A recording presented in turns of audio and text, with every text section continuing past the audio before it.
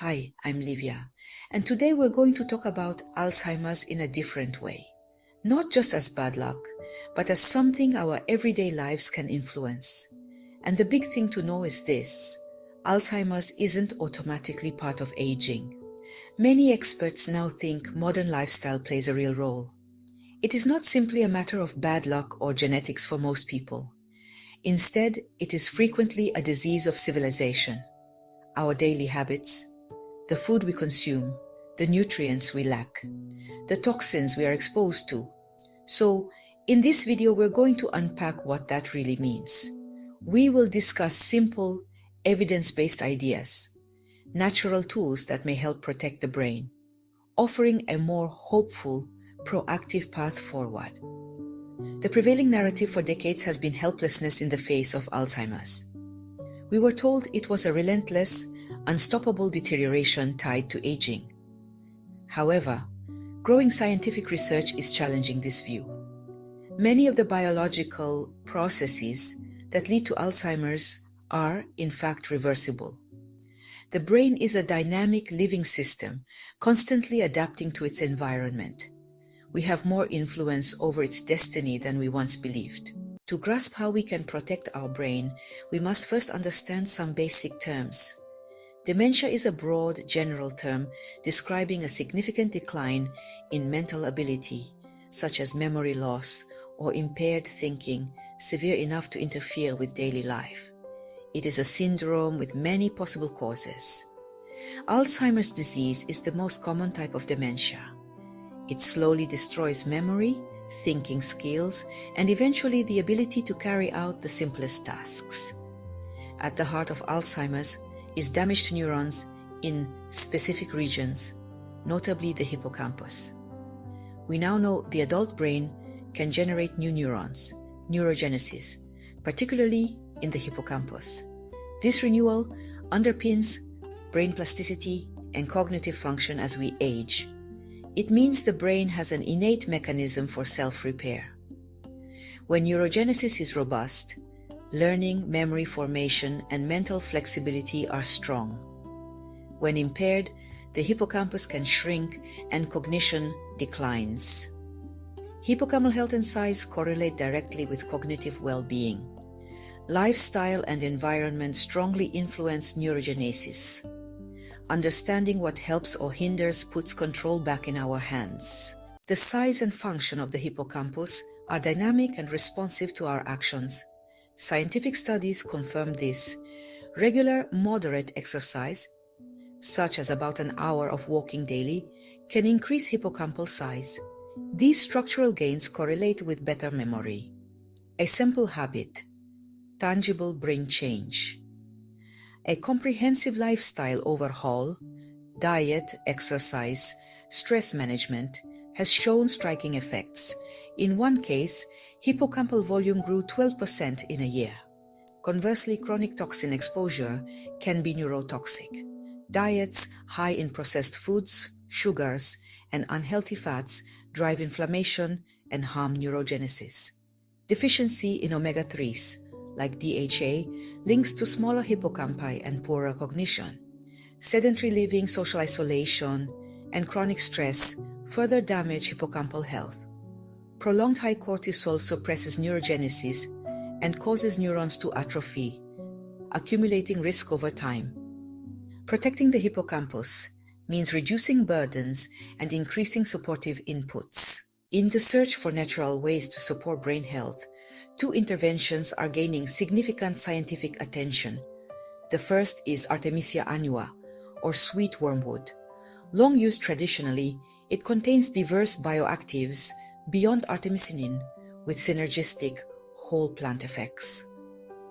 Recent research from the University of Würzburg sheds new light on potential brain benefits.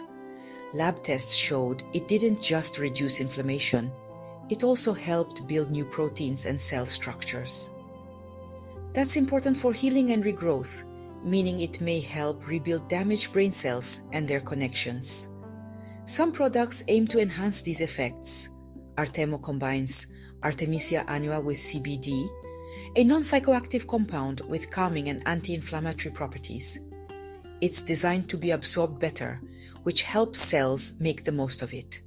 Quality and sourcing are paramount.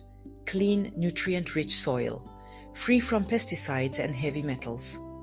Organic and wild-grown sources may yield richer phytochemical profiles. Whole plant extracts may offer balanced, synergistic effects. Begin plant-based interventions with caution. Detox reactions can include fatigue, headaches, digestive upset. Start low and go slow. A few drops, a few times a day, increasing gradually as tolerated. Listen to your body and adjust with practitioner guidance. Not appropriate for everyone. Pregnant women should avoid it. Maintain a realistic perspective.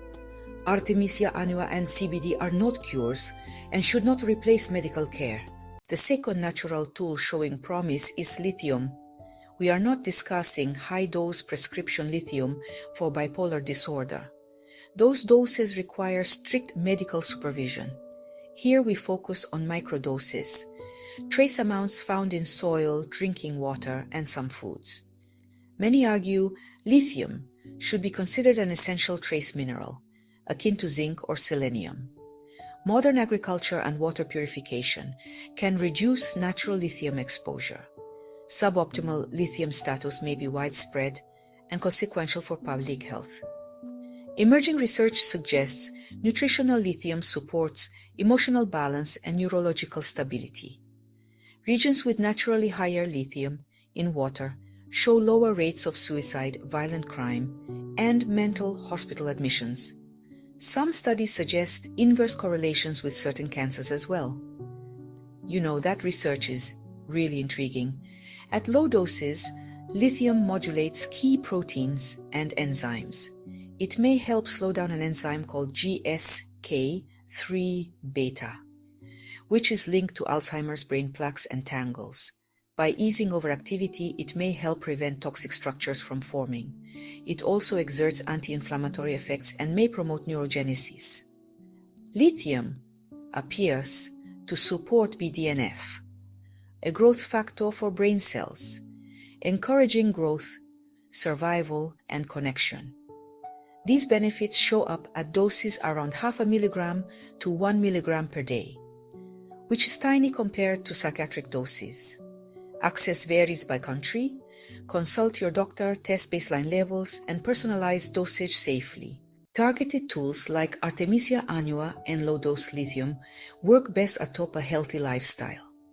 Move daily, brisk walking, swimming, dancing, gardening.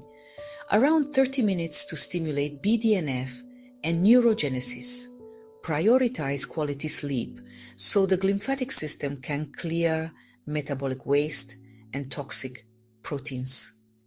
Eat real food, vegetables, fruits, healthy fats like fatty fish, avocados, nuts, olive oil, and minimize processed sugars and industrial fats. Stay socially connected and manage stress with breathing, meditation, time in nature, and gentle yoga. If exploring Artemisia or lithium, prioritize quality, test for purity, check interactions, and partner with your clinician. Start where you are. Add a walk, swap on food, set a bedtime, call a friend. The brain is remarkably adaptable. Move your body, eat real food, sleep well, connect, and consider evidence-based natural tools under medical guidance. If you found this interesting, give the video a like and subscribe for more. And if you want to check out the lithium I mentioned, the link will be in the description. Thanks for watching. See you in the next one.